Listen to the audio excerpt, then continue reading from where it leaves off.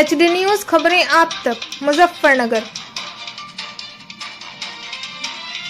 मुजफ्फरनगर की पावन तीर्थ नगरी शुक्रताल के गंगा घाट स्थित कारगिल वीर बलिदानी स्मारक पर नेताजी सुभाष चंद्र द्वारा गठित पहली सरकार की 81वीं वर्षगांठ के उपलक्ष्य में राष्ट्रीय सैनिक संस्था मुजफ्फरनगर इकाई द्वारा आयोजित सैनिक संत व किसान सम्मेलन में रहकर देश के लिए अपना सर्वस्व न्योछावर करने वाले अमर शहीदों व स्वतंत्रता सेनानियों को किया नमन।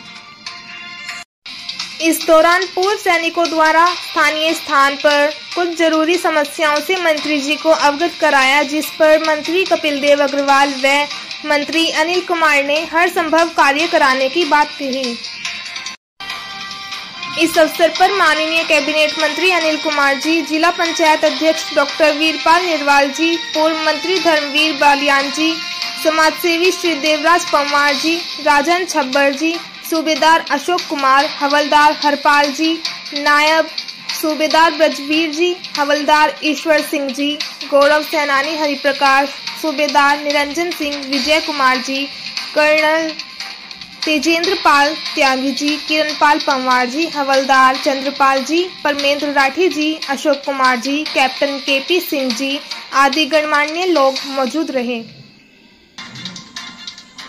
HD न्यूज चैनल पर किसी भी प्रकार का समाचार व विज्ञापन देने हेतु दिए गए नंबर पर संपर्क करें 9897434845 व 8077141964। करीब 60 करोड़ रुपए की स्वीकृतियां हो गई हैं और भी काम यहाँ पर हो रहे हैं। जो भी आपका आदेश होगा आज हमको लिख के आजकल भिजवाइए। जो आप कहेंगे सारे काम होंगे, चाहे वो कहीं से भी कराएं, आपको इस बात से मतलब नहीं है। आपको अपने काम से मतलब है, लाइटें, आपका CC रोड, कुछ और काम, जो भी सुविधाएं यहाँ पर होनी वो सब हो जाएंगी। मुख्यमंत्री जी स्वयं ही इस बात के लिए बहुत तत्पर रहते हैं। अच्छा, हमारा भी प्रयास होगा तो हम भी उसमें गिलहरी की तरह हमारा योगदान होगा, हमारे रणजी का भी योगदान होगा और संजय चौहान भी यहाँ के जो सांसद हैं वो भी हमारी पार्टी के गठबंधन के हैं, उनका भी योगदान होगा। हम सब मिलकर के इस क्षेत्र को और अधिक पवित्रता के भाव से, चूंकि आप सब लोगों का आपने देश को देने का काम किया, आपने देश के लिए समर्पण किया। देश का सैनिक पैसे के लिए काम नहीं करता, नौकरी पैसा कमाने के लिए नहीं करता, देश को देने के लिए करता है, देश के लिए सर्वस्व न्योछावर करता है। किसी माँ का लाल, किसी बहन का पति जब देश की सीमा पर डटा होता है तो प्रतिदिन उसकी धड़कनें धड़कती रहती है। हे ईश्वर, आज का दिन ठीक ठाक बीत गया। और जब वो अपने यार्ड में होता है, अपनी छावनी में होता है, तब भी प्रतिदिन अभ्यास करता है, रुकता नहीं है। प्रतिदिन उतनी ही प्रैक्टिस की रहती है कि पता नहीं कब चेतावनी आ जाए, कब कॉल आ जाए और किस समय रात को 2 बजे 3 बजे यहाँ से प्रस्थान करना पड़ जाए। मुख्यमंत्री योगी आदित्यनाथ जी की ओर से उन सबको नमन करता हूँ, उनको प्रणाम करता हूँ और एक आप सबके बीच का आपका भाई, आपका मित्र और आपका एक प्रतिनिधि होने के नाते जो भी काम हमको बताएंगे समर्पित भाव से उसको लगातार हम करते रहेंगे और कहीं त्रुटि हो तो बड़े होने के नाते हमको बताइए, उसको हम ठीक करके आगे बढ़ाने का काम करें। आप सबको नमन, शानदार कार्यक्रम आपने आयोजित किया, आपको बताइए। और एक मेरा आपसे और भी कॉलेजों में जाकर के जो सब रिटायर्ड सेवानिवृत्त लोग हैं, हम सब जानते हैं 1999 के अंदर किस प्रकार से पाकिस्तान की हरदर्मी के कारण से, उसकी धींगा मस्ती के कारण से वो कारगिल के क्षेत्र में घुस करके अतिक्रमण करके देश की जो अतिक्रमण की सीमा है उसको घुसपैठ करके किस प्रकार से प्रवेश किया। लेकिन आदरणीय अटल बिहारी वाजपेयी उनके नेतृत्व में देश के नौजवानों ने, देश की सेनाओं ने सीने अड़ा दिए, गोलियां अड़ा दी, पीछे नहीं हटे, बलिदान भी हुए, कुर्बान भी हुए, लेकिन उसके बावजूद भी सैनिकों को वहां से खदेड़ करके ही वापस लौटे। निश्चित रूप से ऐसे नौजवानों को मैं नमन करता हूं। 1965 का हो, 1971 का हो, आजादी से पूर्व का हो, आजाद हिंद फौज सुभाष चंद्र बोस की भी आज 81वीं वर्षगांठ है।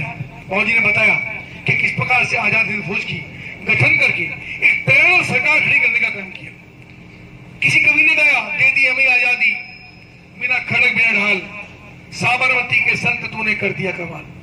तो उसकी किसी कवि की भावनाएं हो सकती हैं, लेकिन उन सब क्रांतियों को अपार है। सुभाष चंद्र बोस जैसे लाखों नौजवान जो अड़े रहे, डटे रहे, कुर्बानियां देते रहे, गोलियां खाते रहे, गोली खाने के लिए तैयार रहे और देश की आजादी के लिए सर्वस्व न्यौछावर करते रहे, ऐसे उन सब लोगों का गीत के अंदर मान है कि बिना खड़क बिना डाल के आजादी नहीं मिली। सुभाष चंद्र बोस जैसे लाखों नौजवान, बाबूजी के पिताजी, उनके पिताजी, ऐसे जने कितने लोग इस देश के लिए शहीद हो गए। ऐसे सब शहीदों को हम नमन भी करते हैं।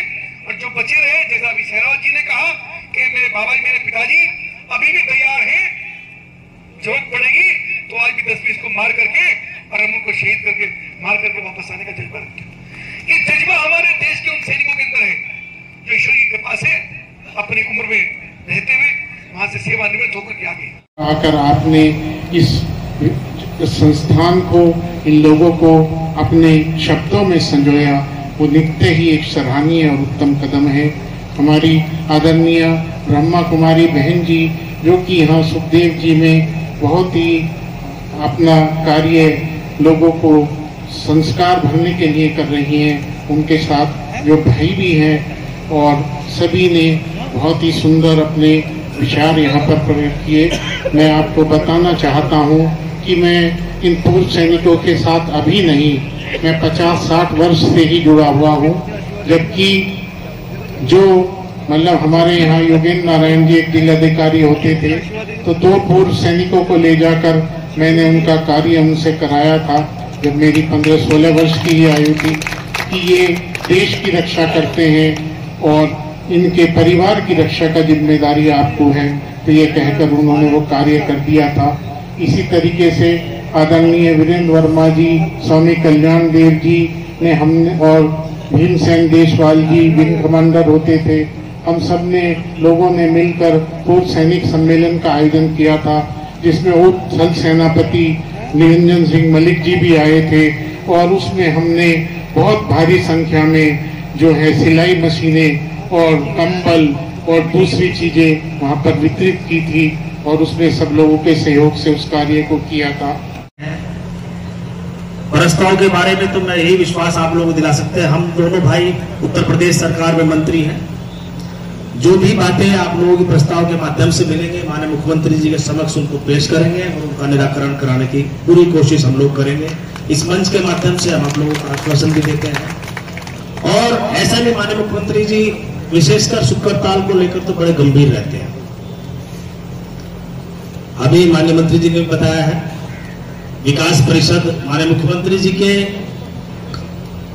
रूप में उन्होंने घोषित करने का काम किया है। माननीय मुख्यमंत्री जी ने घोषणा की है शुक्रताल को विकास परिषद के रूप में, सुखतीर्थ विकास परिषद, और इसमें काफी पैसा सैंक्शन भी हुआ है, कुछ का योजनाओं पे काम भी चल रहा है। और बहुत सारी हमारे भावनाएं हैं कि शुक्रताल धार्मिक एक नगरी हमारी बने।